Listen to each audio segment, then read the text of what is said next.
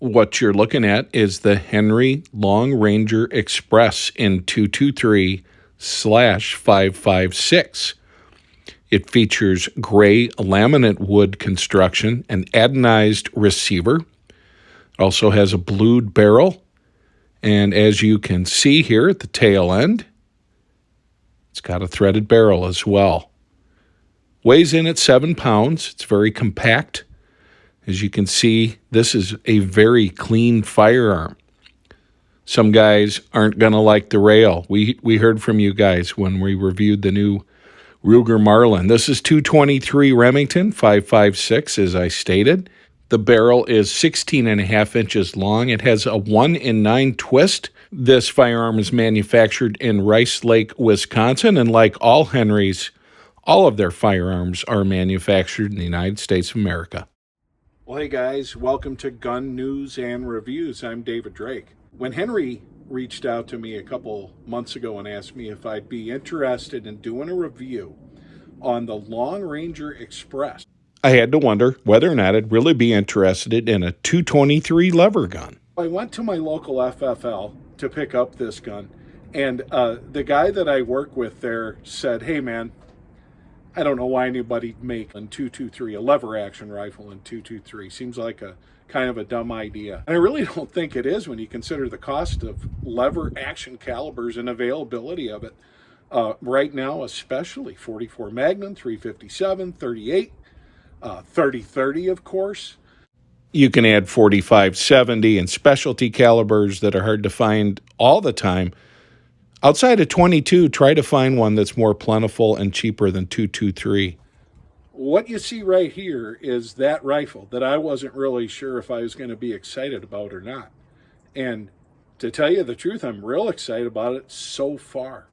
We've got a little bit of experience with the Long Ranger series from Henry. Last summer, we did a review of the 308, which is more of a full-length rifle type of affair. Now, truth in advertising, I'm not a big fan of scopes on lever guns, but we use that to test accuracy, and this was a fairly accurate rifle.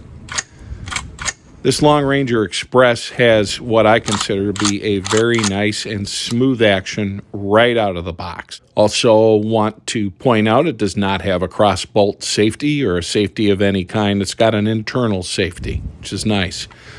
Magazines drop out fairly easily and snap in securely. Taking a look at the specs real quick, you can see that it is a 223 or 556 chamber. Can handle either. 5+1 is your capacity, a 1 in 9 twist rate, and that threaded barrel on the end is 5/8 by 24 pitch. It can accept a silencer. The pictures don't do it justice, but the laminate is really nice. I'm very impressed with the finish of this firearm, all told.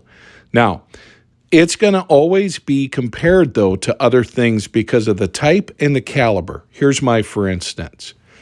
Everyone that looks at a lever gun thinks of the older stuff. Here we're looking at an old Marlin 39A. It's kind of a classic. If you take a close look at it, you'll see that it's got impeccable, beautifully grained walnut.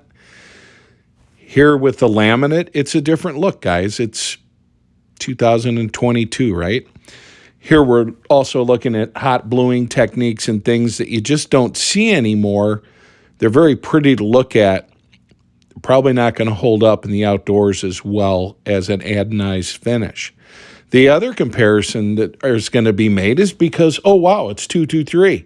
This must mean that we need to compare it to the things that something like an AR platform can do. It's a different system altogether. It's semi-automatic. It's a civilian version of a different gun. You get the picture. It's not really something that should be compared just because of caliber.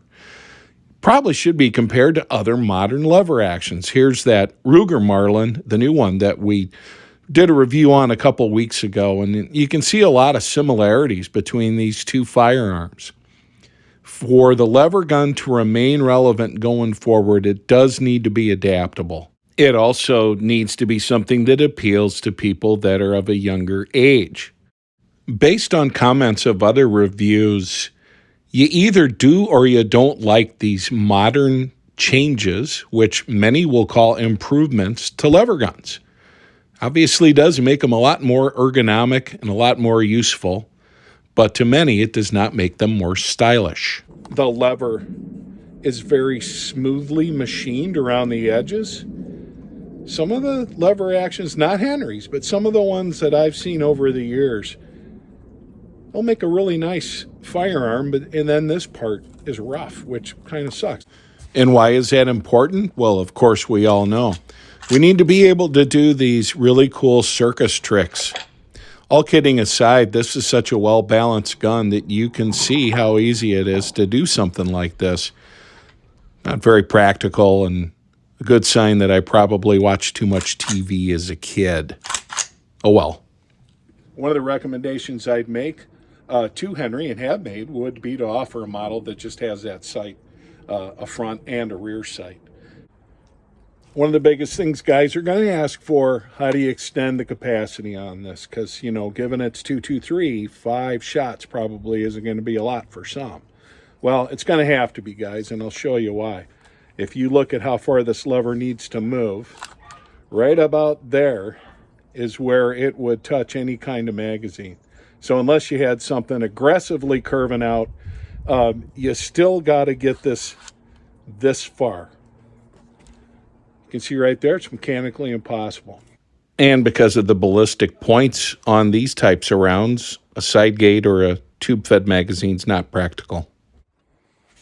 As you take a look at the end of this threaded barrel, I would like to comment that it is a 1 in 9 twist.